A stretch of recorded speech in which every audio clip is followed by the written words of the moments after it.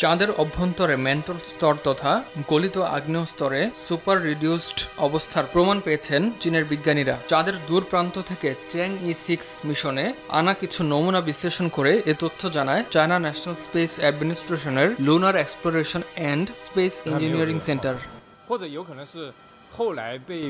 এতে করে প্রমাণ হয় চাঁদের নিকট প্রান্ত ও দূর প্রান্তের পার্থক্য শুধু পৃষ্ঠে নয় বরং কয়েকশো কিলোমিটার গভীর পর্যন্ত বিস্তৃত। সম্ভবত কোনো বড় প্রভাবের কারণে এটি হয়তো জারণ প্রক্রিয়ার মধ্য দিয়ে যায়নি, অথবা পরবর্তীতে আরও কিছুটা হ্রাস পেয়েছে। গ্রহের বস্তুর রেডক্স অবস্থা সবসময় তাদের অভ্যন্তরীণ প্রক্রিয়া এবং পৃষ্ঠের বসবাসযোগ্যতা বোঝার জন্য একটি মূল সূচক হিসেবে কাজ করে।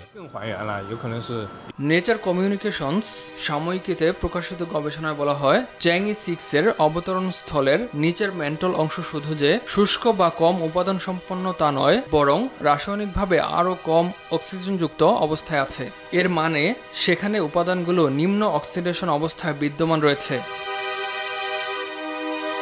এ বিষয়ে ইনস্টিটিউট অফ জিওলজি অ্যান্ড জিওফিজিক্সের গবেষক ইয়াং ওই জানান, এটি হয়তো কখনো অক্সিডাইজড হয়নি, অথবা পরে কোনো বড় আঘাতজনিত ঘটনায় আরও কম অক্সিজেন সম্পন্ন হয়ে গেছে।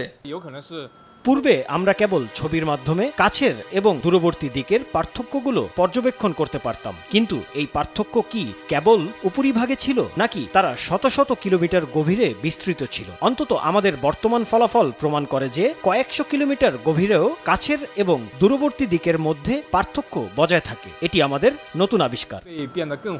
চাঁদের গঠন মূলত 3 ভাগে হয়ে থাকে: ভূপৃষ্ঠ, ক্রাস্ট, ম্যান্টল ও কেন্দ্রীয় অংশ কোর।